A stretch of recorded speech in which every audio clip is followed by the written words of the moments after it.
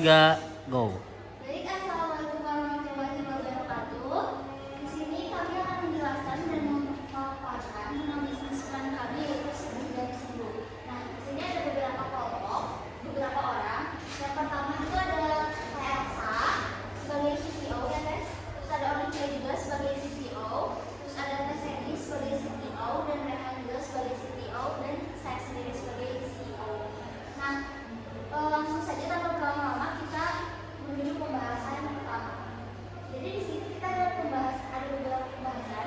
Yang pertama itu ada ide bisnis, lalu ada latar belakang, terus ada segmentasi pasar, ada strategi pemasaran juga, terus ada kompetitor, terus pengupdatean menu, filosofi logo, galeri desain, dan yang terakhir penutup.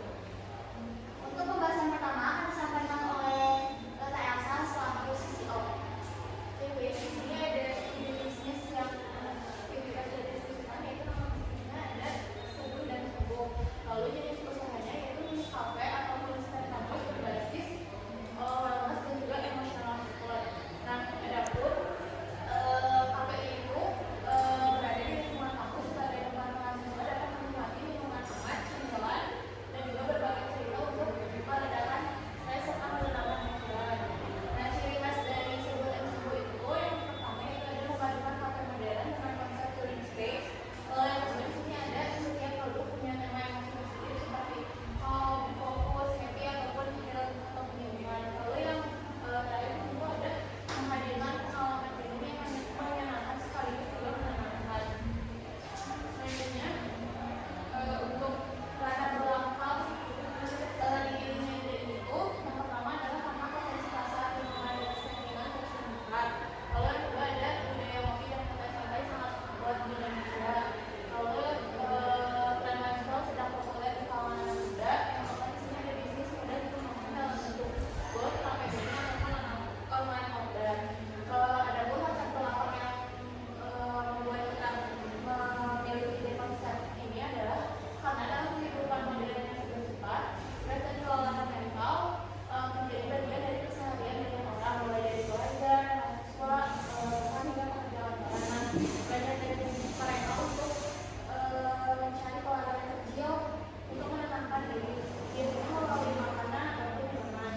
Nah, untuk fenomena ini, kami menciptakan Sembuh yang Sembuh sebagai sebuah konsep buat minuman dan cemilan yang tidak hanya memanjakan lidah, tapi juga memberikan rasa tenang dan juga hangat secara emosional. Kombinasi dari aroma kopi, karbohidrat, secara gambar dan kesegaran herbal, dan juga kenyamanan kopi diharapkan menjadi kompromi experience bagi pelanggan.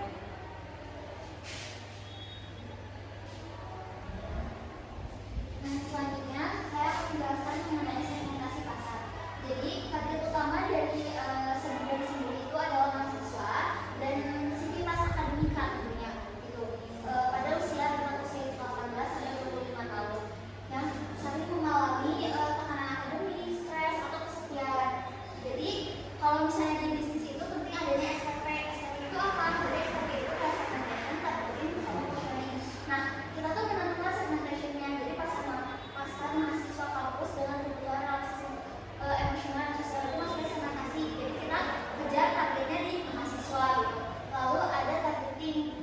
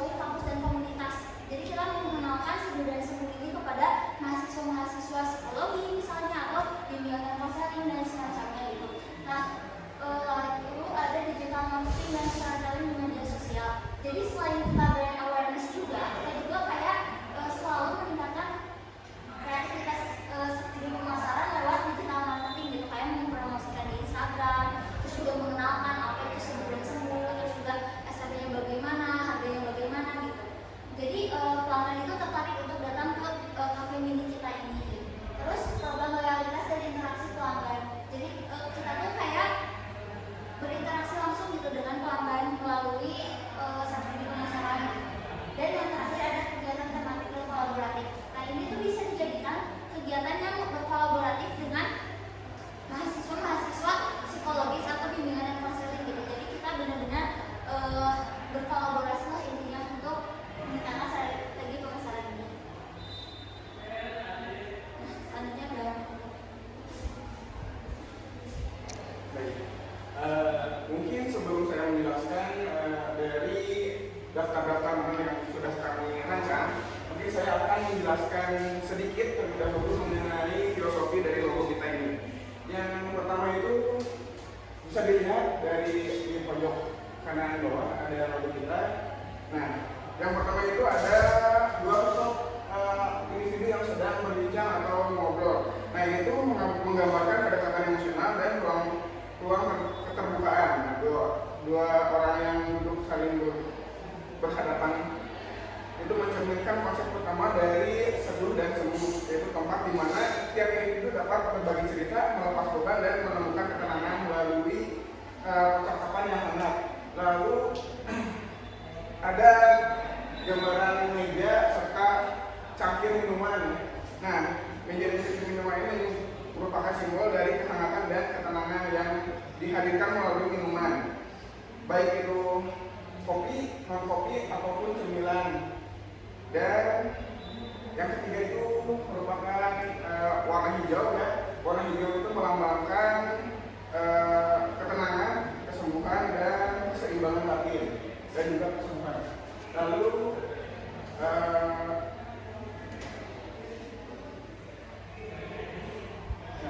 oke, untuk selanjutnya ada daftar-daftar menu ya yang sudah kita rancang. Nah, kita itu membagi menjadi dua varian ya, untuk minuman. Di antaranya itu kopi dan juga non kopi. Nah, di sini ada minuman kopi. Di antaranya itu yang pertama kopi Tripurara.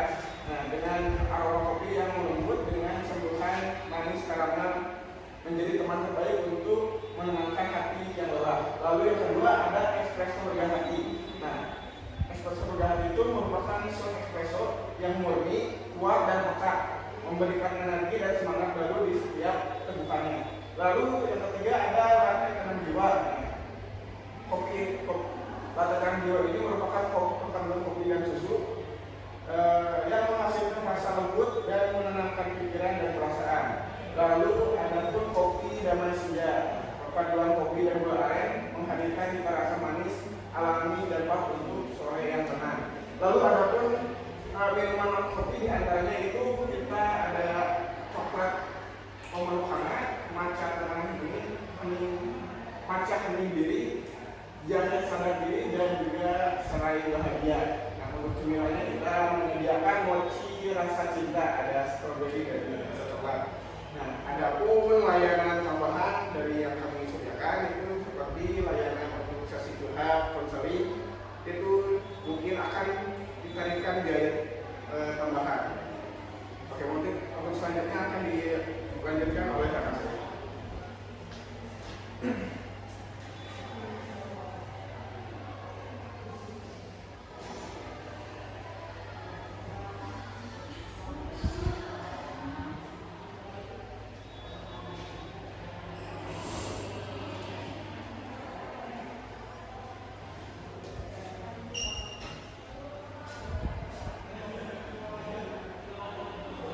Selanjutnya akan dijelaskan oleh saya, yang dimana adanya kompetitor.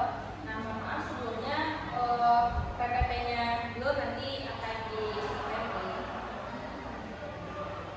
Yang pertama ada kopi kenangan, yang dimana kelebihan dari kopi kenangan ini brand besar dengan jaringan luas dan harga terjangkau untuk mahasiswa.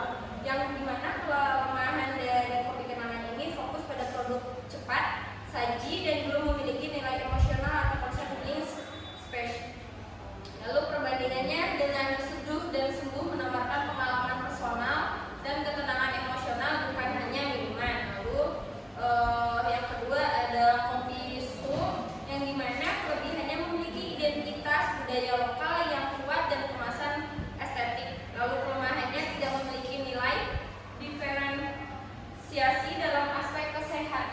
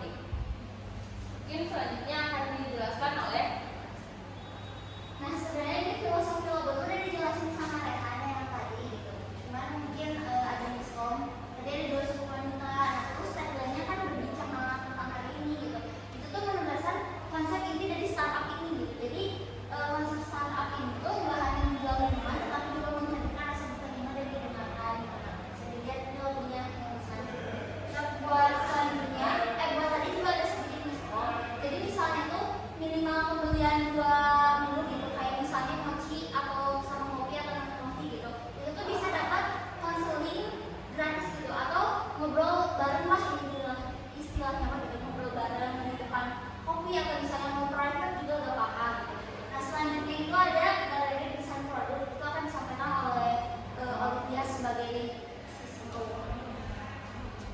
jadi bisa dilihat pada kemasan di belakang ada QR, yaitu kode di bagian belakang menghubungkan pembeli ke laman untuk cek dan jadwal